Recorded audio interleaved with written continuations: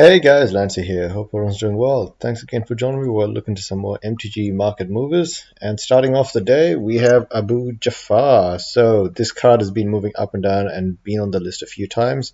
I think it's mostly just being bought out by small numbers of people, or even because there's just not many of them out in the Arabian Nights set.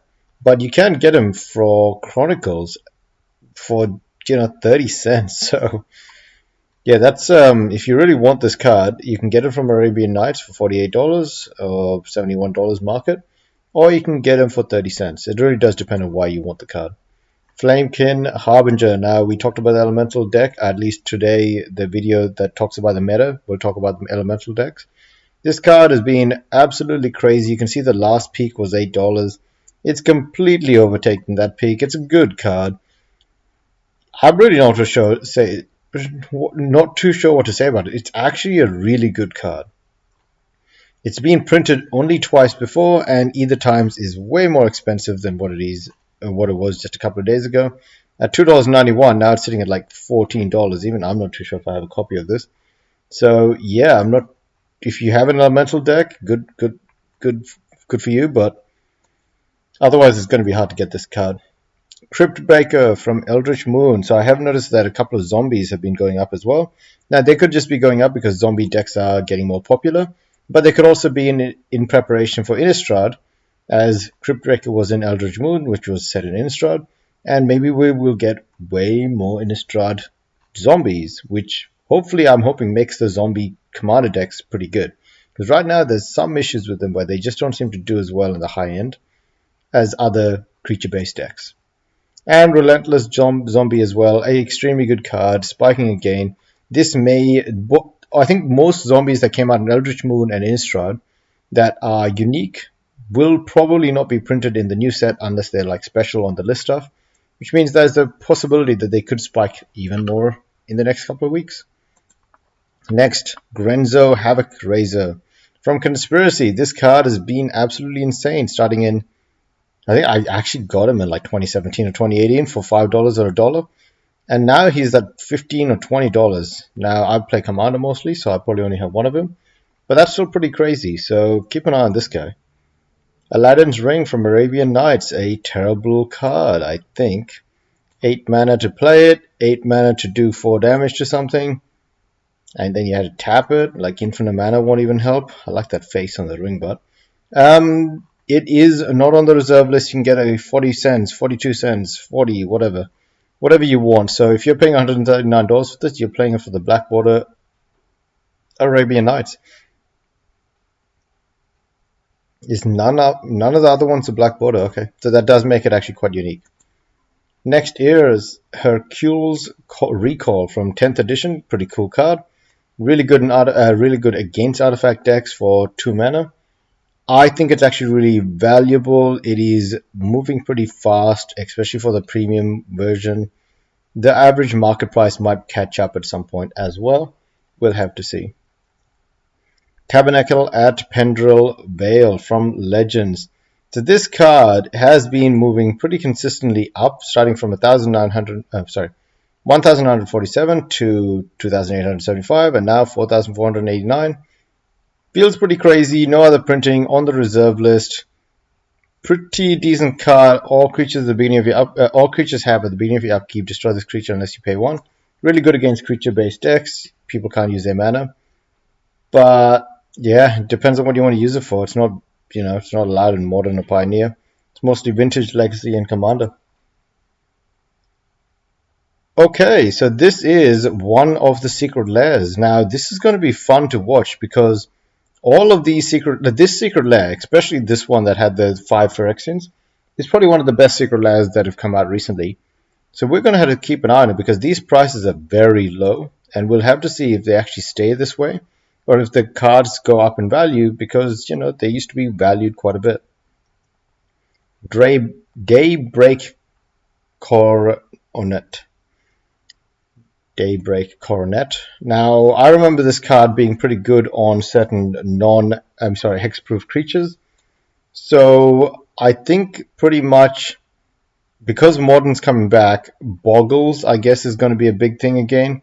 And Boggles loves this card. So if it is right now sitting at like $4, even at $4, that's still pretty good. Ultimate Masters did bring down the value a bit, but still, it's a good card, and it might actually continue going up to like the maybe $5 to $7 mark, and maybe even hit like the $10 mark. We'll have to keep an eye on it. Daybreak Coronet again. Teleportation Circle from Forgotten Realms.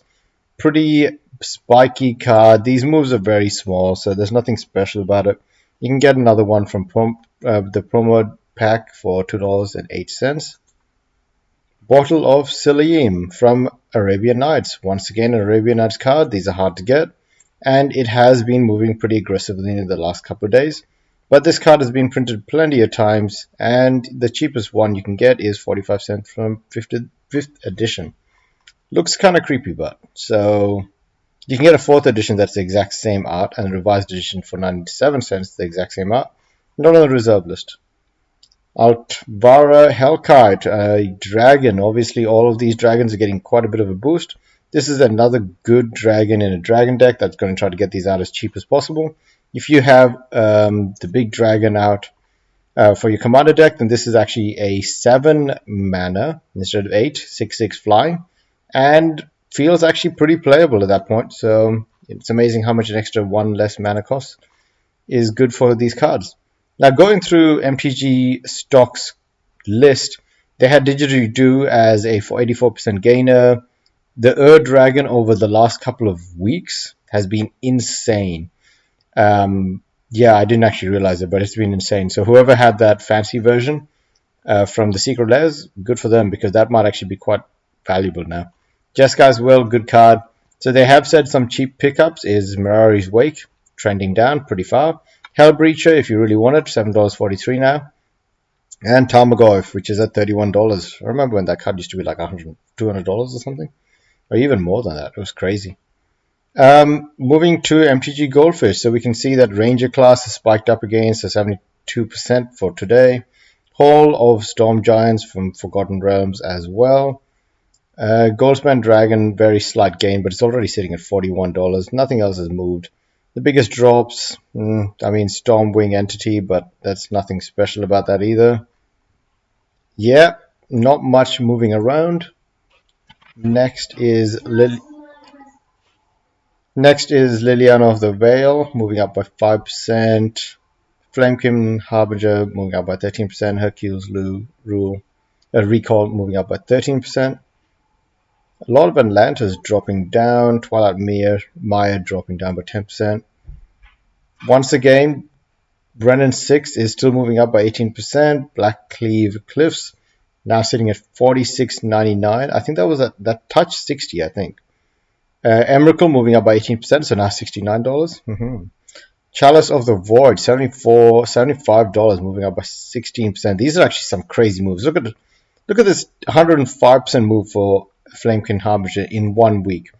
It's $10.99. So people are still throwing money at this, no doubt about it. Relentless Dead moving up by 10% today. Arclight Phoenix moving up by 7%. Cigadas A moving up by 7%. Pitiless Plunderer. I got this guy as a Portuguese for $3 because I just didn't want to spend $7 for the English version. Now the English version is worth $13. I wonder if the Portuguese one has went up or anything like that. Kind of regret not just getting the English one, but I don't think I could find any. Anyways, moving to the Bayou and Badlands. So Bayou is flatlining at this point. It has been for a couple of days now, if you can see it. It's moved up a bit, but it's not like anything in the last... Like, it's kind of like this zone from October 2nd to about January 10th. I think if you guys can keep an eye on this, was April 27th, was that when the stimulus was announced? And then was January 11th when the second US stimulus was confirmed? Are we going to get another stimulus check? I mean, sorry, I'm not in the US, I'm in Australia, but are you guys going to get, if anyone's watching from the US since I put it out in that time period, let me know, because I'm very interested to see if the stimulus check, I mean, obviously they have an impact. In fact, I just want to know to the date, do they have an impact? I just need to go back in time to find out when they were announced. Anyways, the next one is Revised Badlands. Now, this has also been flatlining. It had been moving up a bit, but it's flatlining now, so we'll have to see how that goes as well. Anyways, guys, thanks for watching, and have a good one. See ya.